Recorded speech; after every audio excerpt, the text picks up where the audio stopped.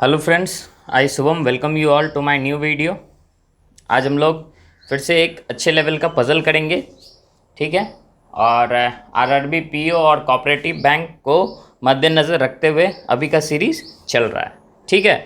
तो लेवल थोड़ा सा मॉडरेट रहेगा, मतलब इजी रहेगा, और इसी सब पैटर्न पे आएंगे आपके पास क्वेश्चंस, ठीक है। तो इसीलिए घबराना नहीं है, बस प्रैक्टिस करते रहना है और फिर हम लोगों को अच्छे से एग्ज़ाम क्लियर हो जाएगा, ठीक है। तो आइए क्वेश्चन पढ़ते हैं और सॉल्व करते हैं। क्या है? There are 8 students studying in 3 different classes, namely 6th, 7th and 8th, ठीक है। तो सबसे पहले जो है 8 स्टूडेंट हैं, वो 3 क्लास में पढ़ रहे हैं, एक 6th, 7th और 8th। Each class has at least 2 students. Okay, तो आइए इसको सबसे पहले लिखना शुरू करते हैं। 6, 7 and 8, 3 classes are there. Okay, और क्या है कि 2 स्टूडेंट जो है वो हर एक क्लास में पढ़ ही रहे हैं, कम से कम, ठीक है। ज़्यादा से ज़्यादा कुछ भी हो सकता है, लेकिन 2 स्टूडेंट एक क्लास में पढ़ ही रहे हैं। यहाँ एक पॉसिबिलिटी ले लेते हैं, एक और 6, 7 और 8 का, ठीक है।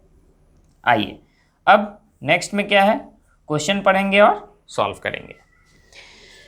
अच्छा, अभी जो है वो डायरेक्शन बचा हुआ है। क्या है? The student B C D E M P Q and S secure different marks in the competition exam, that is 20, 24, 25। तो मार्क्स लिख लेते हैं ताकि कुछ भी जो डिफरेंस हो या फिर कुछ हो तो वो पता चल जाए ईजिली। 25, 36, 38, 43, 46 एंड 47, ठीक है। दीज आर द मार्क्स, ठीक है। आइए अब नेक्स्ट में क्या कह रहा है, marks are scored by student for total 50 marks but not necessarily in the same order. Okay, D's score is multiple of 5 and he studies either in 7th और इन 8th। तो डी जो है वो मल्टीपल ऑफ 5 है, तो multiple of 5 हो गया 20 या 25, ठीक है। और डी जो है वो या तो 7th में पढ़ रहा है, नहीं तो 8th में पढ़ रहा है। 2 पॉसिबिलिटी लेके चल रहे हैं। ओके, नेक्स्ट क्या है, C is from 6th and scored more than D। तो C is from 6th and scored more than D, ठीक है। C scored more than D। Okay, B is senior to the one who scored 43 marks and is neither studying in the same class with S whose score is second highest and nor from 7th, ठीक है। थोड़ा लंबा sentence है, इसको अच्छे से पढ़ना है। बी जो है वो सीनियर है, किससे? सीनियर जिसको 43 आया है उससे। ओके, बी सीनियर है 43 वाले से। और क्या है, and is neither studying in same class with S. तो S plus B same class में नहीं है, सेम क्लास में नहीं है। ओके, नेक्स्ट क्या है, S whose score is second highest, ठीक है। एस जिसका स्कोर सेकेंड हाइएस्ट है, मतलब एस 46 है, सेकेंड हाइएस्ट। और नॉर फ्रॉम 7th, ये नॉर फ्रॉम 7th किसके बारे में है? बी के बारे में, ठीक है। इस सेंटेंस को अगर अच्छे से पढ़िएगा तो आपको समझ में आ जाएगा। तो नॉट फ्रॉम 7th मतलब बी 7th से नहीं है। अगर बी 7th से नहीं है और बी 43 वाले से सीनियर है, ठीक है, तो 43 यहाँ आएगा तो बी यहाँ आएगा, और 43 यहाँ आएगा तो बी यहाँ आएगा, क्योंकि बी जो है वो 7th में नहीं है। बी जो है वो 7th में नहीं है। ये लॉजिक आपको समझ में आया, ठीक है। ये जो कनेक्शन है ये समझ में आ रहा है अच्छे से।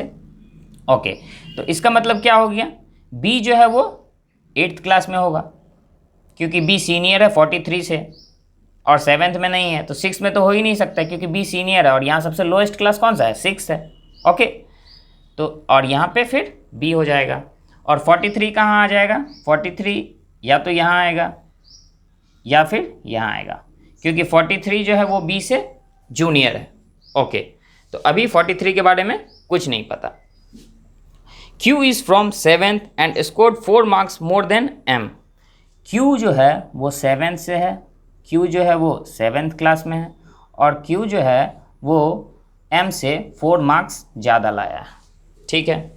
Third highest marks is scored by the one who is studying with D. ठीक है। तो थर्ड हाईएस्ट जो लाया है, थर्ड हाईएस्ट क्या है 43, वो डी के साथ बैठा है। तो थर्ड हाईएस्ट डी के साथ, मतलब डी के साथ यहाँ 43 आएगा 8th क्लास में, और यहाँ डी के साथ 43 7th क्लास में, ठीक है। P studied with only C and his score is a square number। तो P जो है वही है सिर्फ जो C के साथ पढ़ाई कर रहा है, तो P यहाँ आ जाएगा। इसके बाद क्या है, इसके बारे में लिखा हुआ कि P जो है वो स्क्वायर नंबर पे, तो P जो है वो स्क्वायर नंबर, तो स्क्वायर नंबर कौन कौन सा है 25 एंड 36। ओके, अब सही है, पहले दिख नहीं रहा था। ओके, तो ये हो गया आपको P 25 या 36। उसके बाद फिर जब आगे बढ़ते हैं तो कहाँ थे हम लोग, third highest marks is scored by the one who is studying with P हो गया। P studied with only C and his score is a square number. D studies with more than 3%, तो D जो है वो more than 3%, तो 1 2 more than 3 तो 4 हो गया, और D 1 2 3 एंड 4। 2% तो मैंडेटरी थे कि हर एक क्लास में होंगे, तो 2 2 4 और 4 8% थे टोटल। ओके, उसके बाद क्या है, E is in 8th class and score 2 marks more than P। तो E जो है वो 8th क्लास में, E जो है वो 8th क्लास में, और 2 मार्क्स मोर देन P, तो P का अगर 25 हो जाएगा तो 2 मार्क्स 27 है ही नहीं, तो P क्या हो जाएगा, P डेफिनेट हो गया कि P 36 हो जाएगा, P 36 हो जाएगा, ठीक है। P is 36। Now what will be the value of E? E का वैल्यू क्या हो जाएगा, 2 ज़्यादा, मतलब 38, तो E का वैल्यू 38 और यहाँ भी E का वैल्यू 38। ये समझ में आ रहा होगा आई होप, ठीक है। आइए नेक्स्ट में क्या कह रहा है, Q and E didn't study together. Q और E जो है वो एक साथ पढ़ाई नहीं कर रहा है, ठीक। उसके बाद the person studied in 6th scored even number marks, तो 6th में जो है वो इवन नंबर मार्क्स लाया है, तो यहाँ जो होगा वो इवन होगा। ओके, अब इतना तो सॉल्व किए, लेकिन इस बीच में एक चीज़ ध्यान देंगे आप लोग कि B जो है वो 43 से सीनियर था, तो 43 यहाँ आ सकता है कभी भी, क्योंकि B तो सीनियर है, तो 43 इसमें आ ही नहीं सकता है, तो ये कैंसिल, सिर्फ एक पॉसिबिलिटी से हम लोगों का बन जाएगा, और जो है ये, ठीक। अब देखिए यहाँ 43 BE आ गया और CP आ गया, बच कौन रहा है, M बच रहा है, तो एक तो M यहाँ आएगा।